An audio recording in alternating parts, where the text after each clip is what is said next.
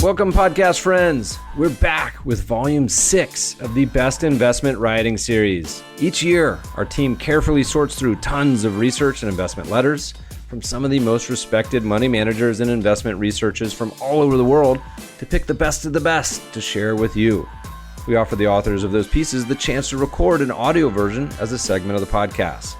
Past participants included the likes of Cam Harvey, Larry Swedroe, and Rob Arnott. Before we get to the episode, a quick word from today's sponsor. Stream by AlphaSense is an expert transcript library used by people just like you to quickly perform preliminary diligence on new ideas related to their target companies in the tech, media, telecom, healthcare, consumer, and industrial sectors, avoiding the time, hassle, and cost of traditional expert network calls.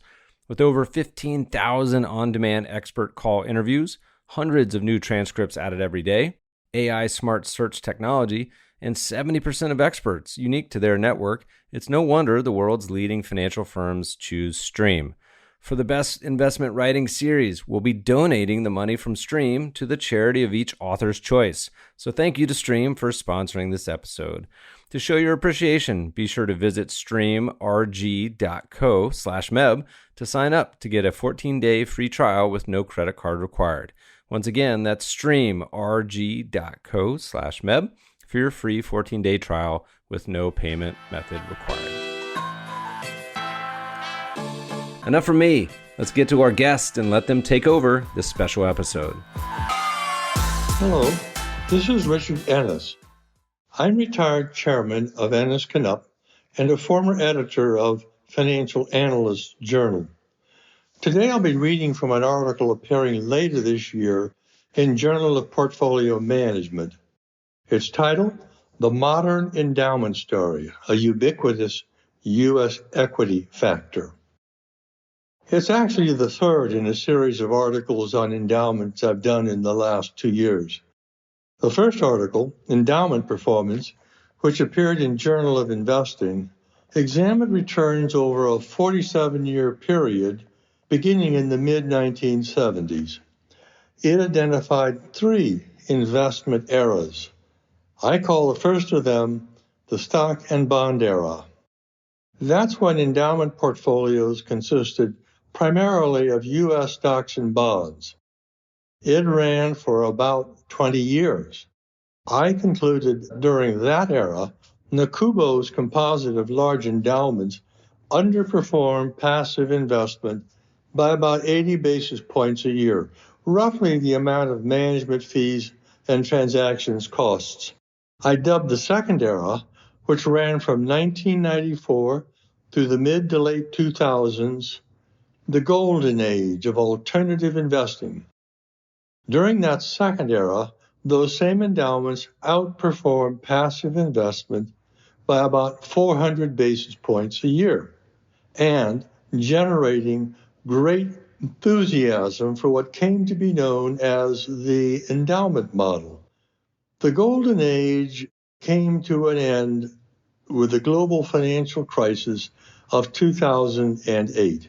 In the post-GFC period, large endowments underperformed passive investment by a wide margin and with consistency.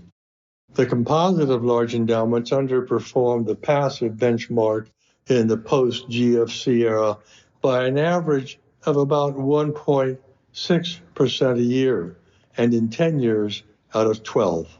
A striking turnabout. The second article was titled, Failure of the Endowment Model. It appeared in JPM last year. It critically examined the endowment model itself. Are the many so-called asset classes employed truly asset classes or merely styles of active management? Do alternative investments add value as diversifiers? Are alternative investments adding value through alpha? As a result of my research and analysis, I concluded that the endowment model itself had ceased to be a productive approach to portfolio management. For the article I'm discussing today, I begin by exploring key drivers of the return of large endowment portfolios.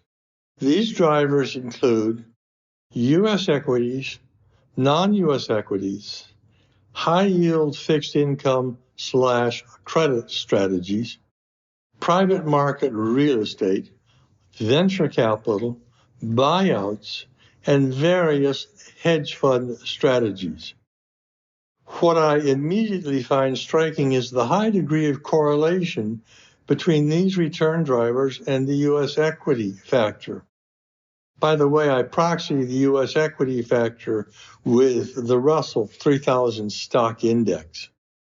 The analysis, incidentally, covers the last 13 years, including the GFC bear market. The lowest correlation coefficient is that between high-yield bonds and the Russell 3000. That correlation is 0.56. The others average 0.9. For the Nakubo composite of large endowments, return correlation with the U.S. equity factor is 0.98. I expected a high correlation, but am mildly surprised to find that it is as high as 0.98. I examined the performance of the composite using returns-based style analysis. I incorporate all the return drivers mentioned above, plus investment-grade bonds, as independent variables in creating a performance benchmark. The resulting regression equation is statistically powerful. The R-squared is 99.9%. Tracking error is a minuscule 0.4%. The alpha is minus 2.5% a year. The observed underperformance is consistent with my prior findings. Separately in the article, I estimate the cost of investing the typical large endowment fund, which has an average allocation to alternative investments of 60% of assets. The estimated average cost or expense ratio, which I build up independently using asset class data, also works out to be 2.5%. These results are consistent with the finance dictum that, to the extent markets are efficient, a diversified portfolio will underperform passive investment by its margin of cost. I also calculate the Sharpe ratio of 37 individual endowments.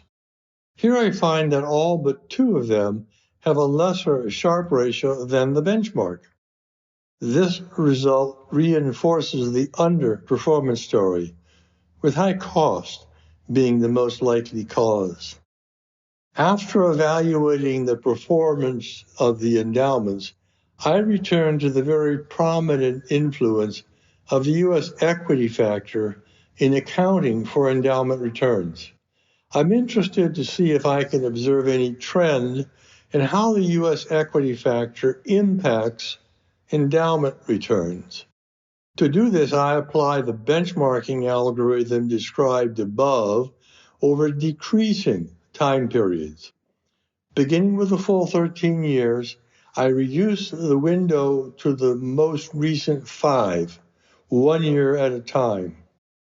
This is very revealing. As I shorten the historical period, the investment grade allocation decreases from 16% to just 3%. At the same time, the Russell 3000 crowds the other asset classes out of the solution entirely. What we are left with for the most recent 5 to 7 years is a mimicking portfolio that is 97% U.S. equity and 3% of what appears to be frictional cash. The explanatory power of the regression retains its extraordinary strength, despite there being fewer observations. I refer to the most recent 5 to 7 year period as the modern era of endowment management.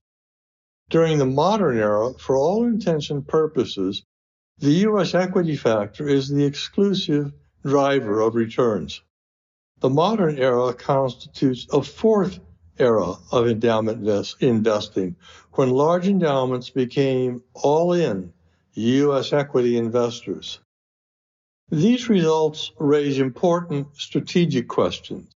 Do endowment trustees and CIOs even realize how heavily they are exposed to a single stock market?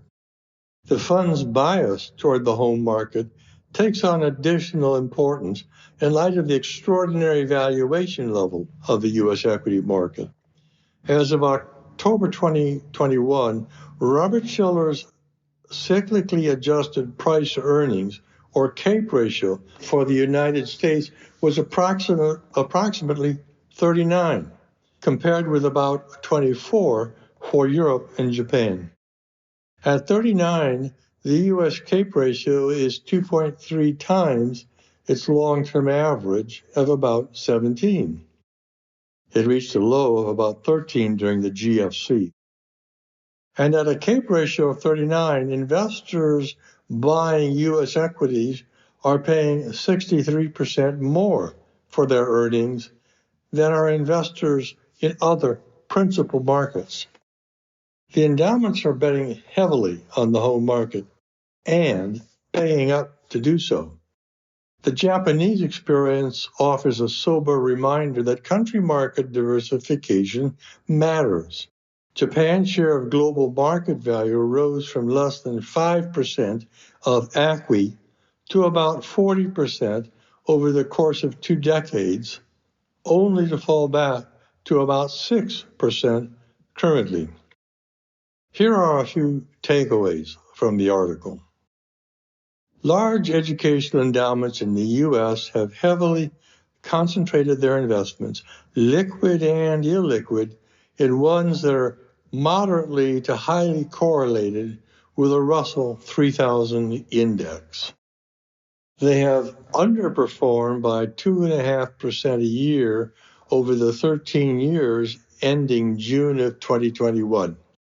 The margin of underperformance matches the estimated average expense ratio, 2.5%.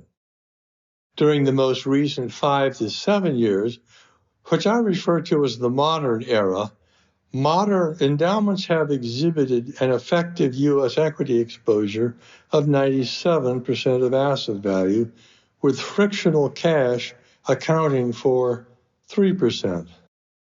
The overwhelming exposure to the U.S. equity market raises important strategic questions related to risk tolerance and diversification for trustees and fund managers. Thank you for joining me today. I hope you have found this to be of interest.